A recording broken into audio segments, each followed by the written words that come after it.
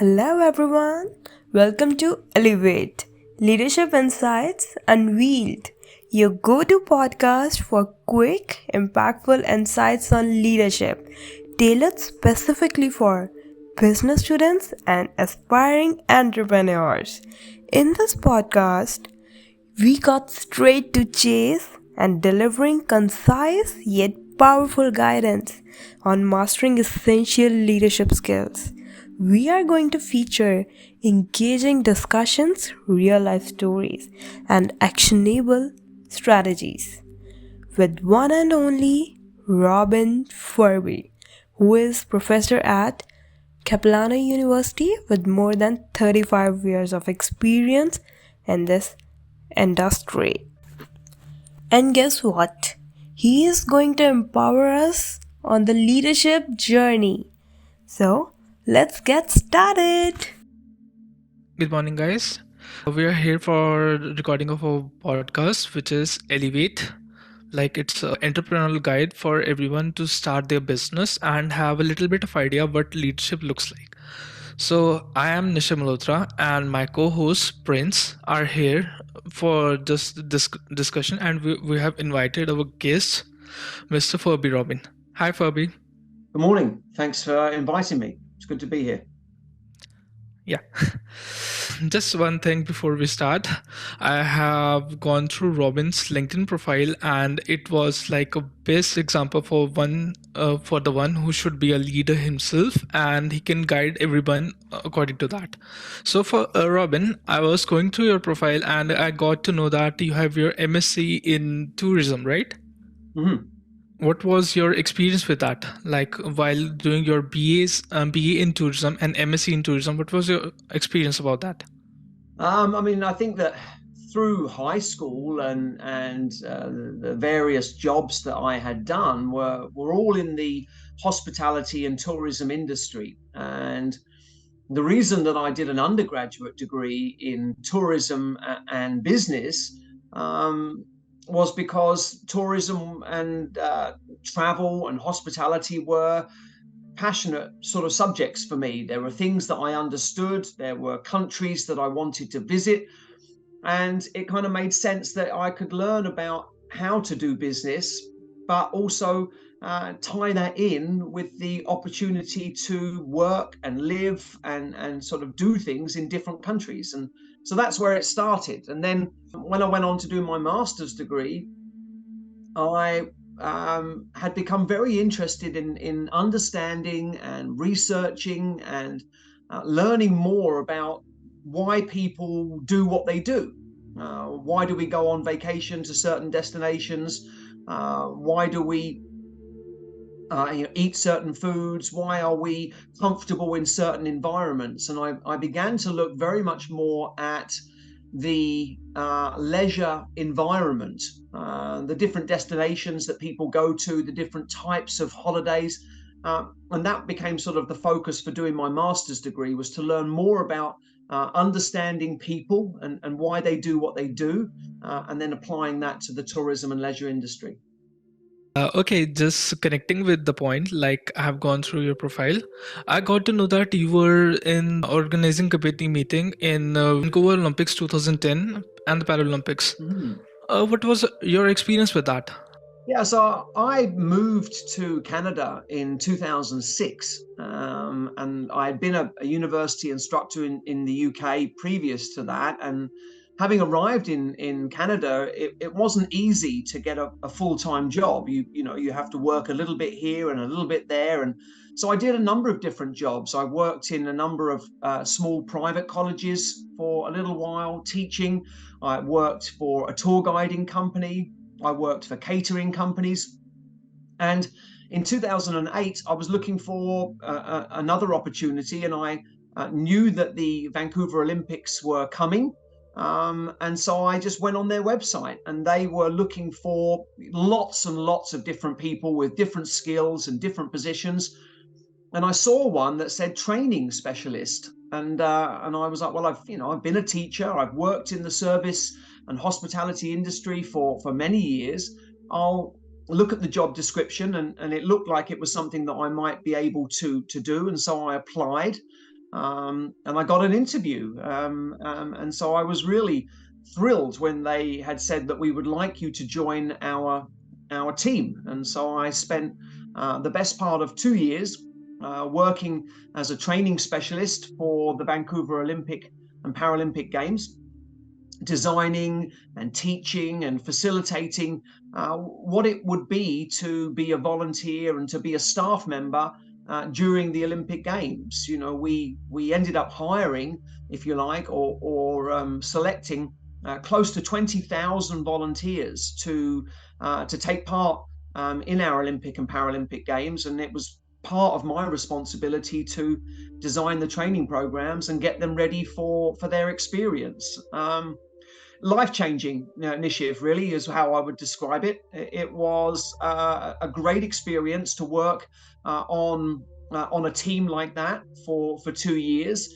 And then when it came to the actual Olympic Games and Paralympic Games, we transitioned to different venues. And it was just a really incredible experience to be a part of something that is not going to last.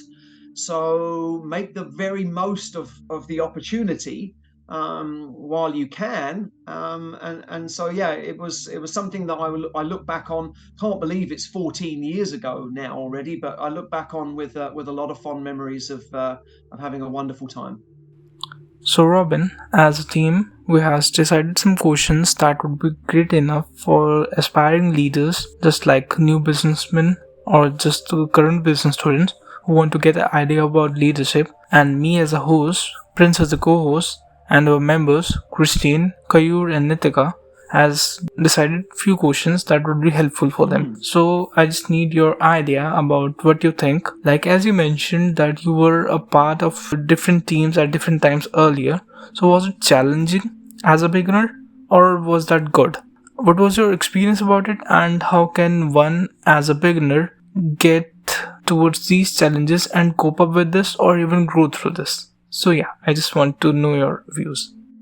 I think, like all jobs, all industries can be challenging in different ways. I think one of the things that both sort of excited me, as well as, sort of I found a little bit challenging and risky, is working with other people and trying to understand what drives them, what motivates them, how we can get to build relationships with our co-workers or our employees and to create together to create this culture within our organization where people show up every day and they're like, you know what, it's hard work here, and especially if you've worked in restaurants or hotels or places like that, it's very busy, it's a lot of hard work, but at the same time you want to create this environment for people where they wake up the next day and be like, okay, let's go, right? We're really looking forward to being a part of this. And that was really where it came from. I have been fortunate to work for a number of different establishments, hotels and restaurants primarily, where I just loved going every day. I loved being a part of that environment, that atmosphere. But really, I think when I look back on it's not the customers and it's not the building and it's not the food that became important. It was the people that you worked with. You're working up till midnight, 1 o'clock, 2 o'clock in the morning, and it's those people that you build those relationships with that I thought was the reason that I wanted to get involved. So yes, if you're looking to start out in business, if you are even an entrepreneur and you've got ideas, there are always going to be risks involved. There are always going to be unknowns that you have to navigate when you get there, and there's no theory, there's no framework, there's no learning that you can do in advance that is going to totally prepare you for for the experience that you're going to have. And if you speak to most entrepreneurs, many of their early endeavors don't always work out, and you learn from your mistakes and you figure out, okay, this didn't work, or that wasn't what I was hoping it was going to be, and we then learn from that and we try again. So there's risk involved, and, especially if you're going to own your own business or run your own business. But you have to look at, obviously the benefits of this, and keep striving towards making, your business better, and growing and developing from there. So, what are your thoughts on the leader's function in encouraging a spirit of teamwork? In your opinion, what should the leader's responsibility in teamwork? Yeah, I think if you're a team member, the culture that exists within the organization is vitally important, because you could have one team or one leader of a team who likes things to be done a certain way, and then in another team you've got a leader that likes things to be done in a very different way. um, I think that certainly, in my experience growing up in the UK, and the positions and the organizations I've worked for me personally, the best experience that I've had as a team member in communicating and working with my leaders and my managers are those that value my opinion, those people that genuinely allow me to have a voice, to share my perspective. They don't always agree with my perspective, and they don't always take on board everything that I would like them to do. But at the same time, if you're going to develop something, if you're going to grow something, if you're going to manage something successfully, I think as a leader, you must recognize that you do not always have all of the answers. And no matter how many years of experience that you've got, you should never discount what other members of the team can bring. They have different views, different experiences, come from different countries and different values. And so that has an impact. And I think as a leader, you can learn, and you should be open to learning a great deal from the people that you have selected, or have been selected to work in your team. Otherwise, you might want to question, well, why did I hire those people in the first place if I'm not really prepared to listen to their knowledge and their expertise, and their ideas? Something that we've talked about in classes before is that it's important to have ideas, and it's important to be in an environment, or to have a platform to be able to share those ideas, knowing that not all of those ideas or every part of that idea is going to be included in the final solution. But that's really how I would look at it. I would love to continually work for managers that value my opinion and that include me in the process. That would be what I would think would be important. Robin, I have a question.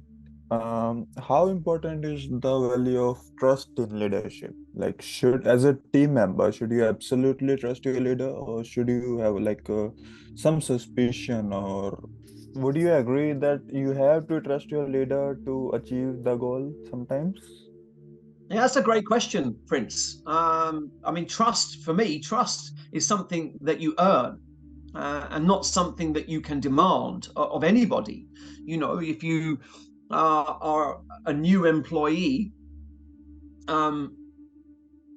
in an organization, you might, I don't know, have a little bit of fear, maybe a little bit of respect for the manager or the CEO of the company, but I don't think that you will automatically trust them just because of the position that they hold. They need to earn your trust just as much as you need to earn their trust in the organization. I know there is a different power dynamic working in terms of them being the boss and you being the employee, but trust is something that we must earn. And for me personally, that, listen, if there were 100 opportunities for you and I to interact, that helps to build that trust, if 99 of those opportunities are positive, that holds a lot of weight. But what I also find is that trust can be broken very quickly and very easily. And so, as an employee, or advice for new employees, as well as managers and leaders, I would say absolutely, you have to be very careful in what you do, what you say, and how you build and how you maintain that level of trust with people. Once trust is broken, or if trust is never able to be built and sustained between employees, peers, or managers, then the working relationship is always likely to be more of a struggle. So to come back to sort of summarize the answer here, Prince, I would never trust anybody simply because they are in a position. If they can demonstrate to me that they have earned my trust and that they deserve my trust, then I will give them that trust. However, if they break that trust, it can be very difficult for me and will take a long time for me to find a way to trust them again. I think that you might need to, depends on the goal. It depends on the task that you are asking. I suppose in some respects, perhaps it could be argued that the leader or the manager is in the position that they are in because of their experience, because of their ability, and therefore, yes, maybe as an employee, you might want to defer to their judgment, to their experience, which then might mean that you trust their decision.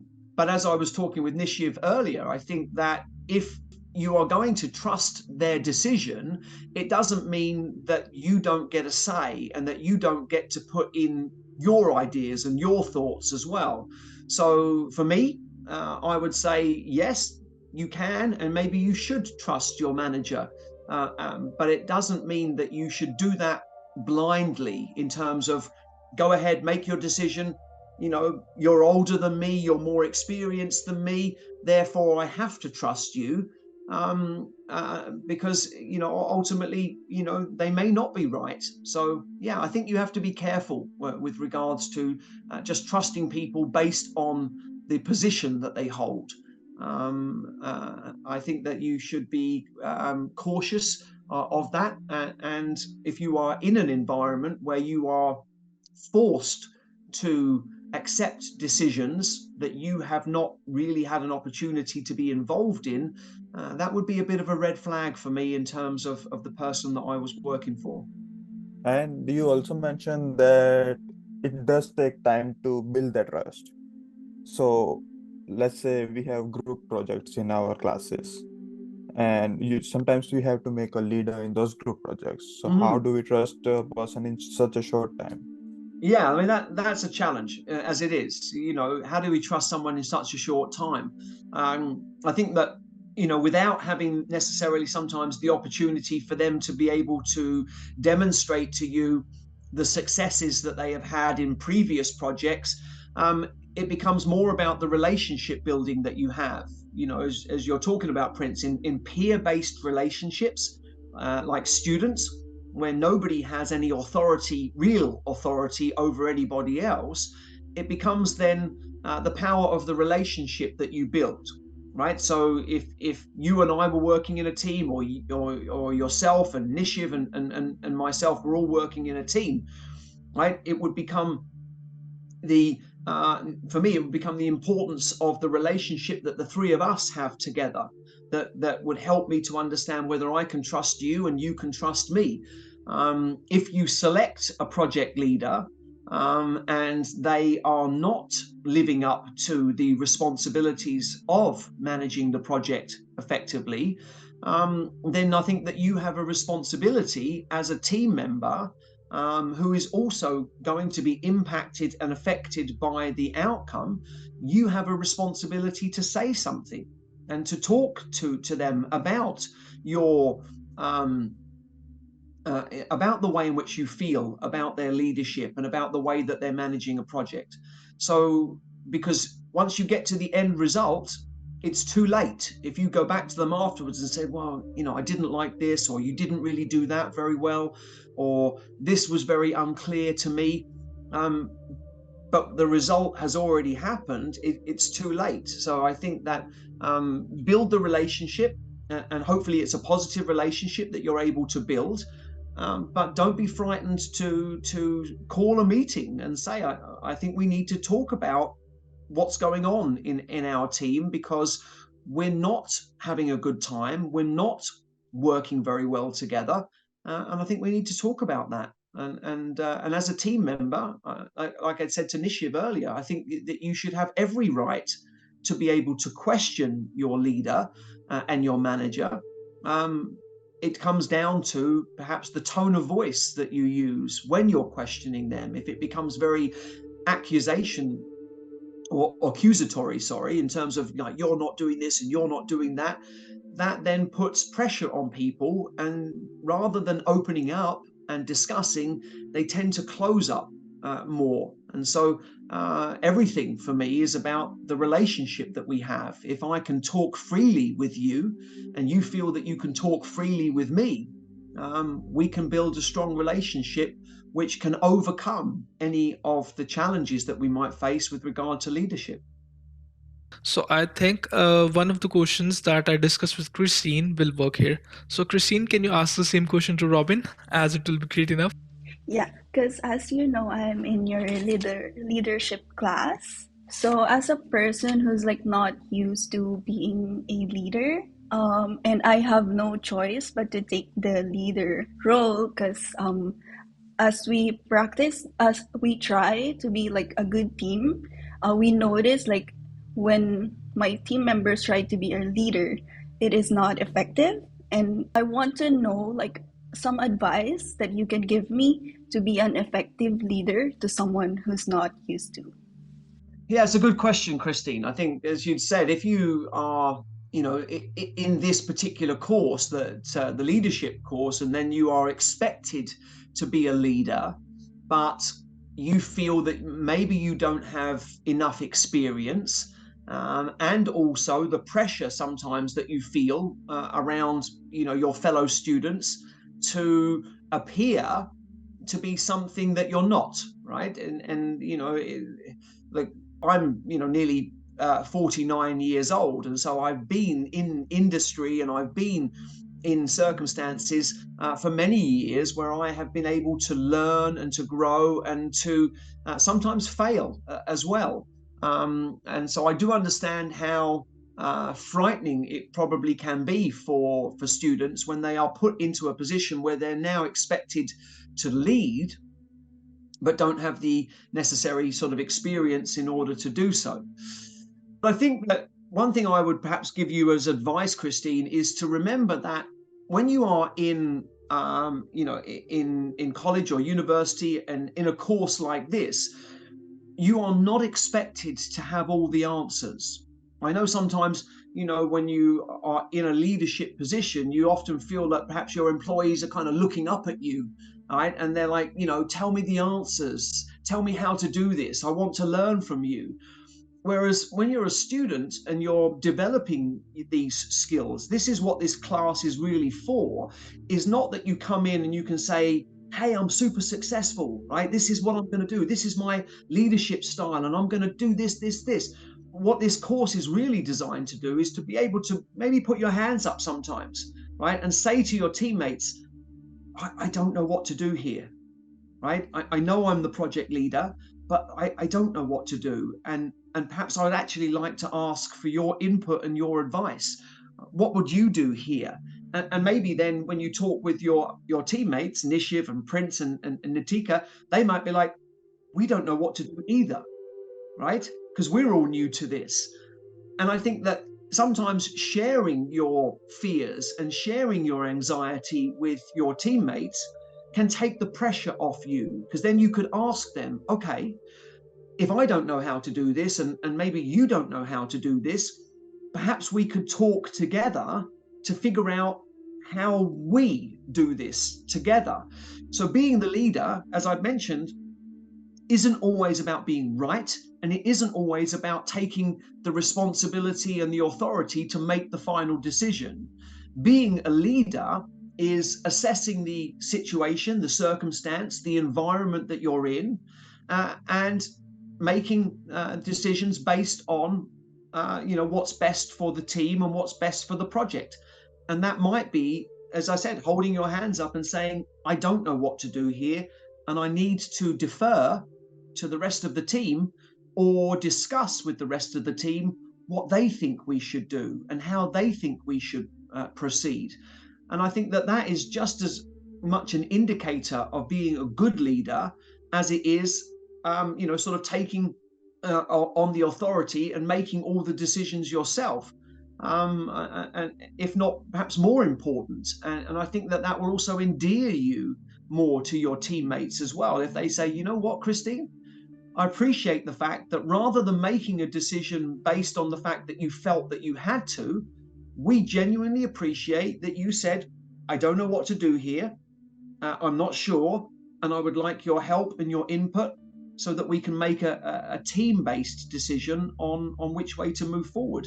That for me is effective leadership, that you have done your job by not pretending that you know what to do and making a bad decision, but by admitting that you don't know what to do and asking for help and support so that the team can make a better decision for everybody.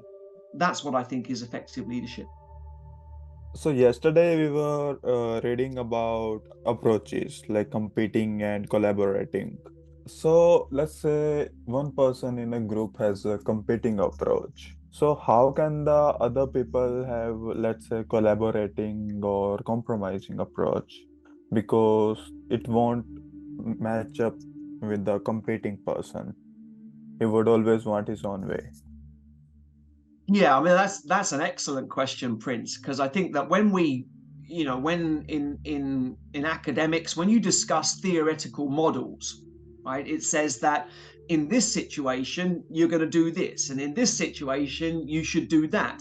And I think when we discuss it in theory, right, it makes the assumption, right, that everybody else is going to agree and accept that that's what we need to do, right? If it's, like I said yesterday, if you've got 24 hours to finish a project, then you probably do need somebody to be quite competitive, right, in terms of overcoming conflicts and making decisions, right?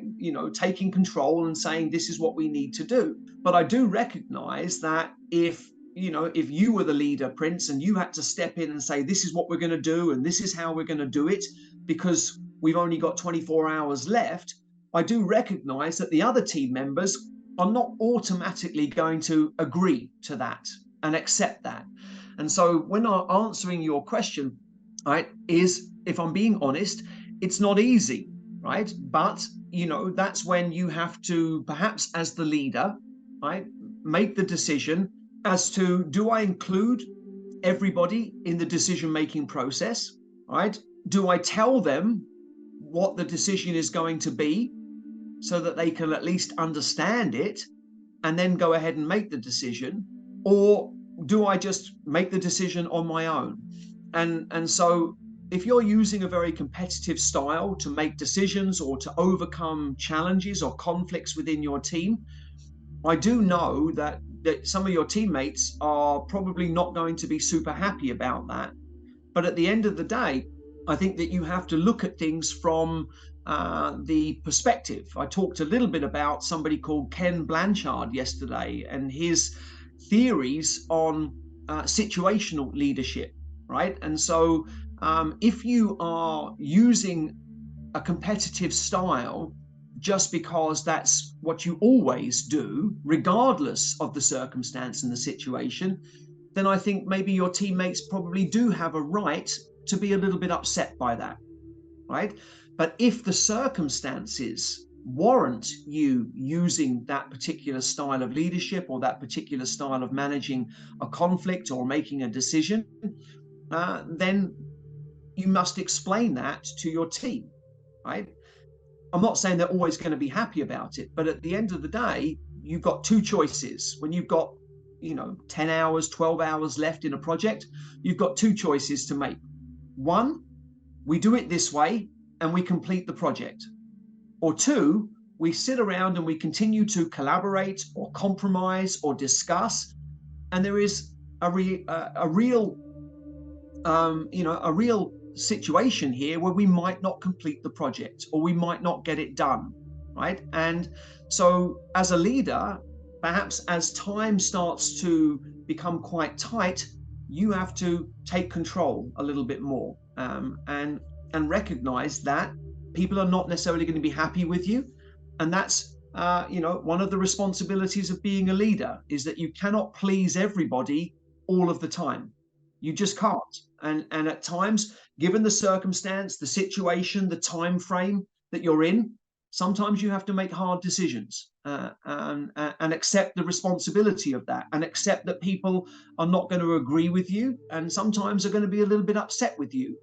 But most importantly, if you can explain to them why you made the decision that you made, or why you followed the pathway that you did with regard to a project or a decision, they might not like it, but if they can understand it, and you've taken the time to explain why you did what you did, that will help them to accept it, not necessarily like it. And I think that that's important for you to remember. If you are in the leadership role, there is a time for you to collaborate. There is a time for you to compromise. There is a time for you to avoid conflicts. But there is also a time for you to stand up and say, you know what, this is what we have to do, and this is how we're going to get it done. And be confident in your own decision and your own abilities. Okay, I have a question for you. Like, do you have a piece of advice or any mantra that you always share with your friends, family, or colleagues? And what's the story behind it? There is a quote that I had written on my office door for a long, long time, and then I moved offices recently, and I haven't rewritten it yet. But there is a quote that I have lived by for many, many years, Nitika, and it's by a gentleman by the name of William James. Act as if what you do makes a difference. It does.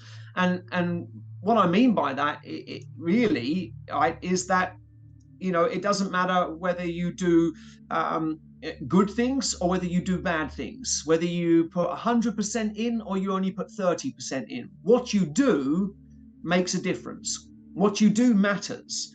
And so I've had that quote, and I use that quote, and I remind myself of that quote all the time, whether it's something personal, whether it's something for work, whether it's something for family, right? And often, certainly when my children were young, you'd come home from a long day at work, and they want to do something, or they want to you to listen to something or to watch something, and personally you're like, oh, I'm too tired, I don't want to do that. But I'm always thinking about, how is this going to reflect on them? How does this reflect on your teammates? How does this reflect on your employees, right? Is that, that actions matter. And, sort of, if you want to put it this way, behavior of your team, of your employees, of your family, of your friends, behavior reflects leadership. If they don't see it in you, they don't see that you're excited, they don't see that you're motivated, they don't see that you are going to give 100% to this particular project, then immediately what runs through their mind is, why should I, right? Why should I put in that amount of effort? So that quote by William James, absolutely, that what you do matters. Act as if you do, or act as if what you do matters, because it does, is vitally important. And anything and everything that you do, your input has a difference, or makes a difference to the outcome. And if you can remember that, I think that it can help you. Listen, it won't always make you want to be 100% motivated. I do understand that. But if you can at least recall and remember what the outcome is likely to be based on your level of input, then I think that is a big motivator for me to be like, you know what, I got to give 100%, and I got to help my team, and I got to do what I can to be successful, because it makes a difference. Okay, just changing a pace a little. So back in my home country, I was in a team during my college years. I was in a team in which I have to create a presentation on Netflix about how its growth, like how it grows from 2010 till current period.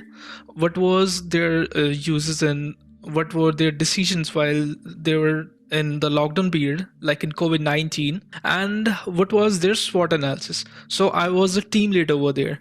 So there were few skills that I presented over there. The first thing was motivation. How do you think motivation works in every way? Because I did the work most of the time, but I motivated my teammates and colleagues. So even though they were not motivated at first, the project was a success afterwards, and I got first position in my meeting. So, what do you think, as a leader, motivation plays a role or not?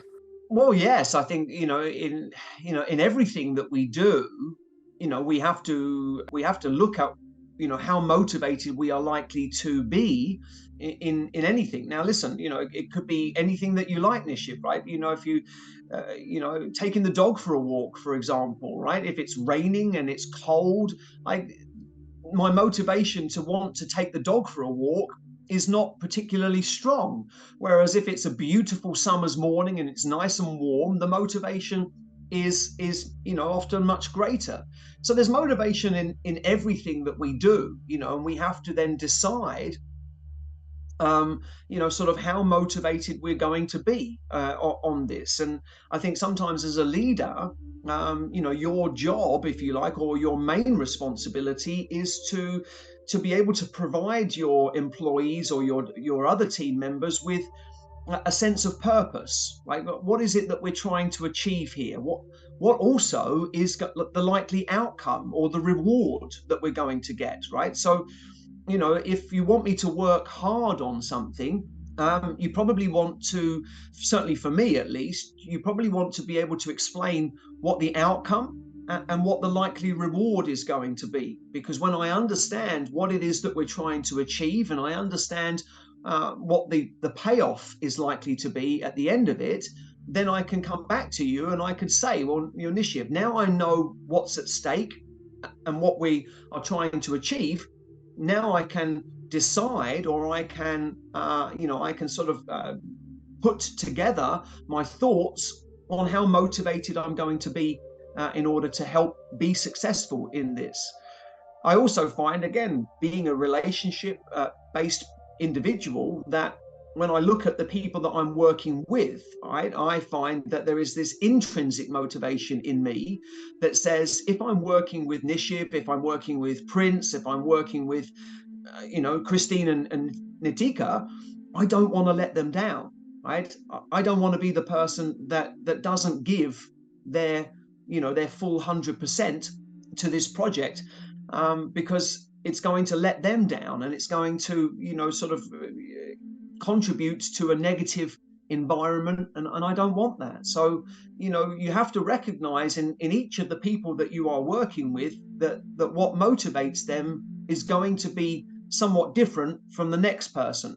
And so yes, as a leader, it can be very time consuming, but if you are able to figure out how to motivate the individuals within your team and then bring them together so that they can look at the vision for the project, and then we can put a plan together that says this is where we want to go and this is what we want to achieve, but we're all motivated slightly differently, but we're focused on what the end result is. That then becomes, I think, the key to success. That was a great explanation.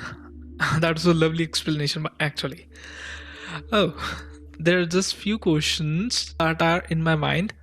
As I was reading an article yesterday, and it said around 2% of the people in the whole world are born leaders, and the rest of them are trained leaders. My question is, what according to you, what are the basic skills as a beginner, entrepreneur should have, and what he can train upon and be a great leader in the near future?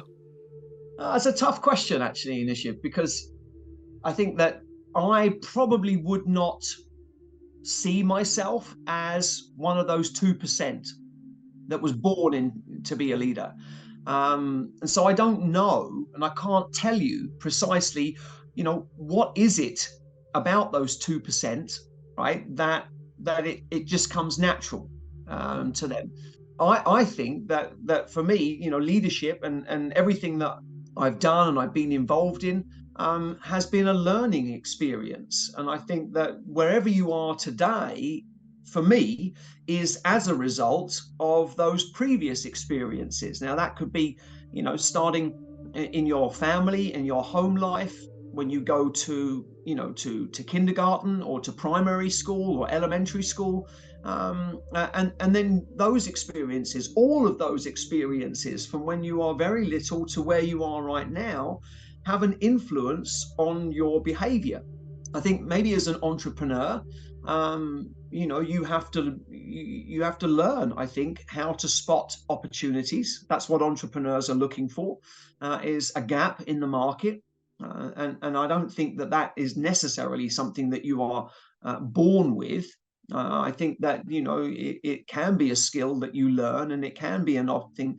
But at the same time, maybe there's a mix of having those skills inherently inside of you when you were born, but over time you need to develop them. It's like all things that you do. You can be really good at something, but if you don't practice it, if you don't work at it, then your ability to be successful at that is going to diminish.